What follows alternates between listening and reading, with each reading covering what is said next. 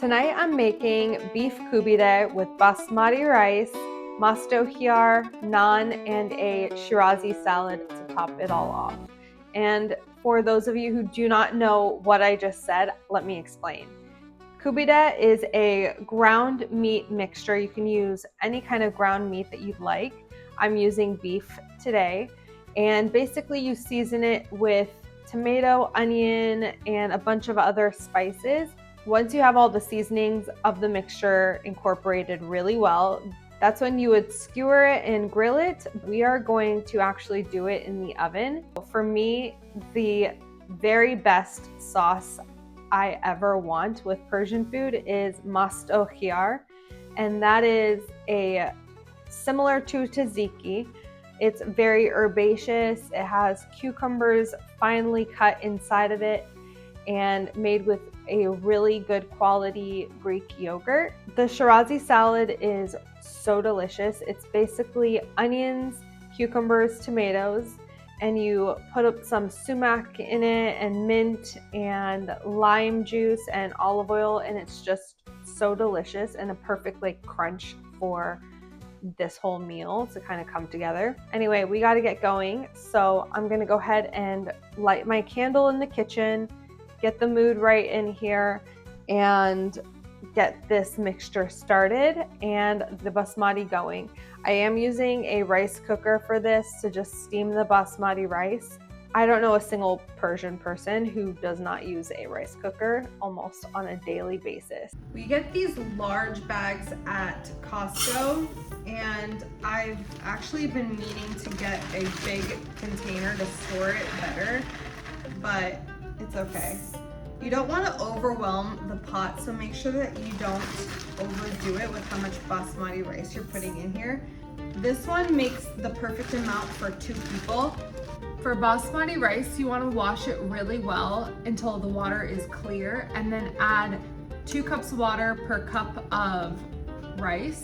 Once this is washed and rinsed and drained, you can fill it up with water, and as long as it measures up to this first line on your finger, by just doing that with the water up at that level, that's how you know in my culture that you have enough water. I'm going to just strain this out and get as much liquid as I can out. You can use a strainer, you can use cheesecloth, you can use a clean paper towel, and just get as much liquid as you can out of the onions so that your mixture does not become too watery. You will need some Persian ingredients, and you could find them in a specialty food store or the Persian markets if there's any kind of store like that near you. The brand Sadaf is the best. I always go with this one. It's what I've just grown up with and seen. I also have some of this ground kebab seasoning. I'm going to finish off with this, but if you don't have that, I would use black pepper, garlic powder, turmeric. A lot of recipes I've seen don't have this, but I always use a little bit of tomato paste. I love the flavor of it. I have 1 pound of ground beef seasoning that I have. I'm just going to use that. There wasn't a lot. We're gonna use the sumac. I love sumac, so I'm gonna add probably like a tablespoon. Garlic powder. Make sure you add some salt, a good amount. Now get in there and mix it all up. And you wanna like really break up this meat and get everything all together. I put some ghee at the bottom, and basically you want to flatten it across the entire surface of this pan. You can keep it at the desired thickness that you want. I still do like having like thicker pieces so that way it's not too dry. And just kind of using your hands to form it, squared off patty. I'm gonna leave it like that. Just like you would on the skewer, it kind of looks like it's bite-sized like that. You want to do the same thing with this, and then you go this way. Then you're you're left with these little bite-sized pieces that are dimpled and ready to be eaten piece by piece. Now that this is ready, I'm going to let this sit here for a moment and get all my vegetables that I want to roast chopped up and put in the oven with it.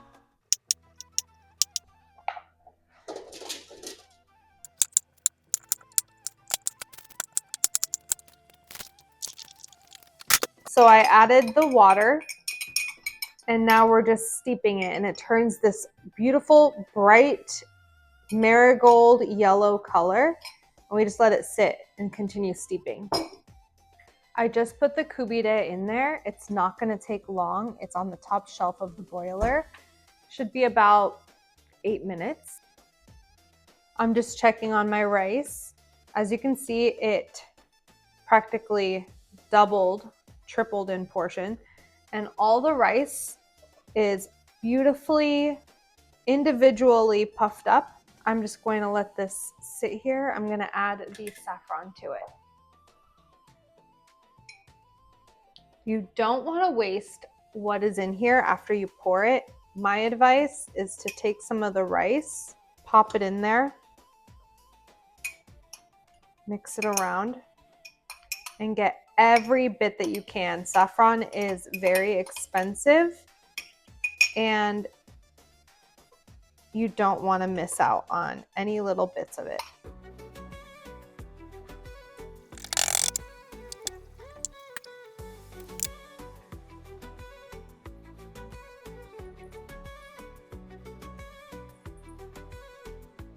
Here is our little bowl of salad Shirazi.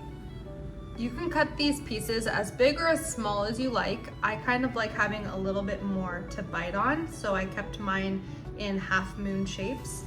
Now we're gonna start with the Mast here. I would love to have the Sedaf yogurt, but I just can't make it there all the time. It's a little bit far from my house. So while I was out doing my normal grocery store shopping, I always include some kind of Greek yogurt. This one is the Trader Joe's thick and creamy Greek yogurt. And like I said before, yogurt is my favorite thing ever. So I'm gonna make this a little bit bigger. So I'm gonna do like a cup, probably like a cup and a half of yogurt. I have already pre-chopped the mint, and I grabbed some dill from the refrigerator because I love dill.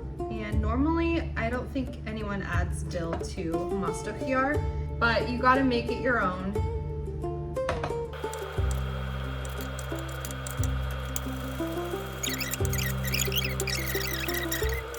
I like to add a little bit of garlic powder to mine, not a lot. Pepper, extra virgin olive oil, and salt. Plenty of salt.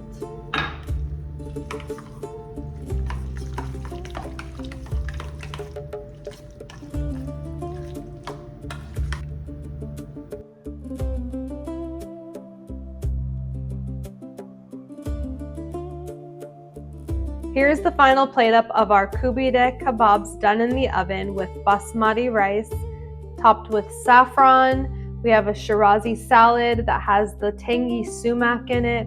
We have the roasted veggies and the Mast here.